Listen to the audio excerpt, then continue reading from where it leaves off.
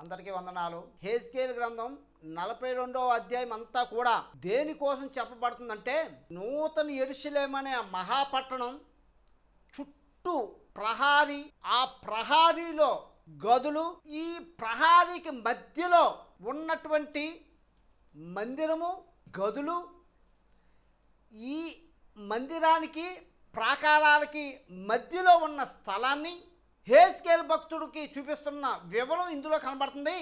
ఇందు నిమిత్తమై హెజ్కేలు గ్రంథం 42వ అధ్యాయం 7వ వచనం నుండి 20వ వచనం వరకు. మరియు గదుల వరుసను బట్టి బయట ఆవరణము తట్టు గదులకు ఎదురుగా 50 మూరలు నిడివి గల యొక్క గోడ కట్టబడి ఉండెను. బయట ఆవరణములోనున్న గదులు నిడివి 50 మూరలు గాని, మందిరపు ముందటి ఆవరణము 100 మూరలు నిడివి గలదే ఉండెను. ఈ గదులు గోడ క్రింద నుండి లేచినట్టుగా కనబడెను. బయట ఆవరణలో నుండి వాటిలో ప్రవేశించుటకు తూర్పు దిక్కున మార్గం ఉండెను. విడిచోటునకు ఎదురుగాను కట్టడముకు ఎదురుగాను ఆవరణము గోడ మందములో తూర్పు తట్టు కొన్ని గదులుండెను.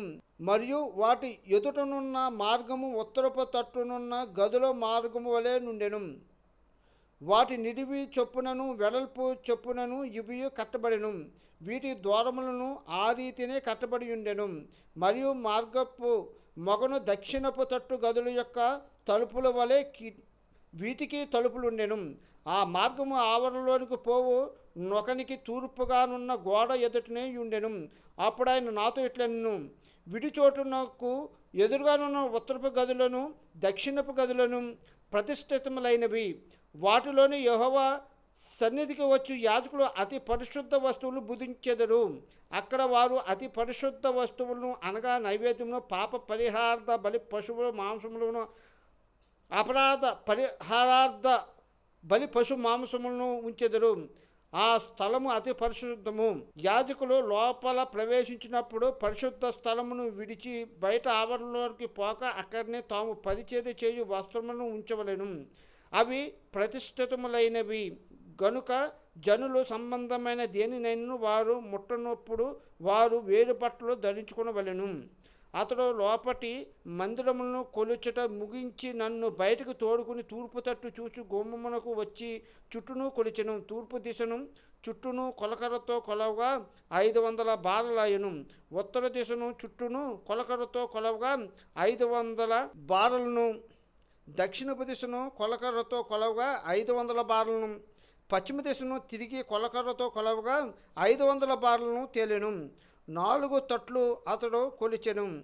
ప్రతిష్ఠితమైన స్థలమును ప్రతిష్ఠితము కాని స్థలము నుండి ప్రత్యేక పరిచుటకై దాని చుట్టూ 4 దిశల 500 బారలు గల చచ్చౌక గోడ కట్టబడి ఉండెను. ఇప్పుడు మనం చదువుకున్నదంతా కూడా దేని కొరకు చెప్పబడుతుందంటే, ఆ హెజ్కేలు భక్తుడికి నూతన యెరూషలేము అనే ఆ మహాపట్టణాన్ని చూపిస్తున్నారు. అయితే హెజ్కేలు 40వ అధ్యాయంలోనేమో నూతన యెరూషలేము అనే ఆ మహాపట్టణం బయటి నుంచి చుట్టుపక్కల చూపించారు. మెరయుచున్న ఇత్తడి వంటి ఆ వ్యక్తి. 41వ అధ్యాయం వచ్చేసరికి ఆ నూతన యెరూషలేము అనే ఆ మహాపట్టణంలో మధ్యలో ఉన్నటువంటి మందిరాన్ని చూపించారు.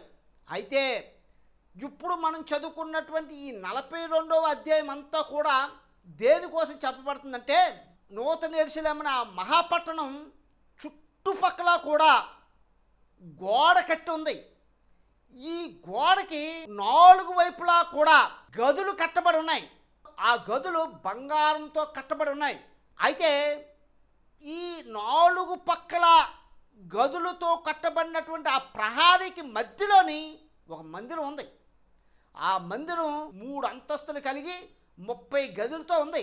ఈ మందిరానికి చుట్టుపక్కల ప్రహారీ గోడకి మధ్యలోని ఖాళీ స్థలం ఉంది.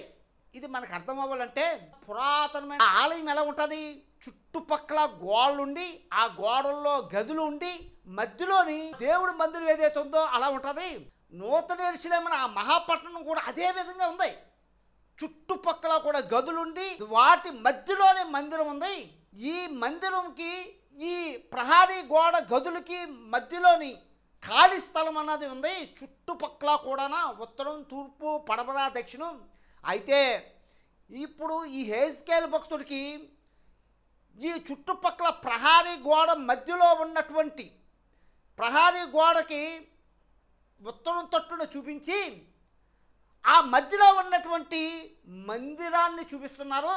ఆ మందిరం యొక్క గుమ్మం ఏ విధంగా ఉందంటే తూర్పు దిశగా ఉంది. ఆ తూర్పు దిశగా గుమ్మంగా తీసుకెళ్ళాడు. లోపలంతా కూడా 41వ అధ్యాయంలో ఏ విధంగా చెప్పబడుతుంది ఆ విధంగా అక్కడ కట్టబడి ఉంది.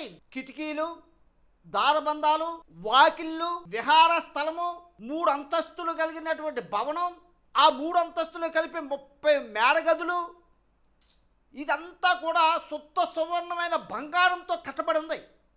దీనినే చూపించాడు. ఇది చూపించిన తర్వాత హెజ్కేలు భక్తుణ్ణి మొత్తం ఆ మందిరం నుంచి బయటికి తీసుకొచ్చి బయట నుంచి చుట్టూ కొలమన్నాడు.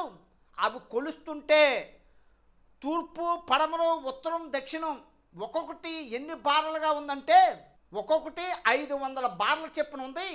అంటే నూతన యెరూషలేము ఆ మహాపట్టణంలో మధ్యలో ఉన్నటువంటి మందిరం, బయటకు వచ్చిన తర్వాత ఆ మందిరం చుట్టుపక్కల ఉన్నటువంటి ఎత్తైన ప్రాకారాల యొక్క కొలతల కోసం ఈ వాక్యం చెప్పబడుతుందని ఈరోజు దేవుడు మనతో మాట్లాడుతున్న. దేవుడి కొద్ది మాటలు దీవించును కాక. ఆమేన్.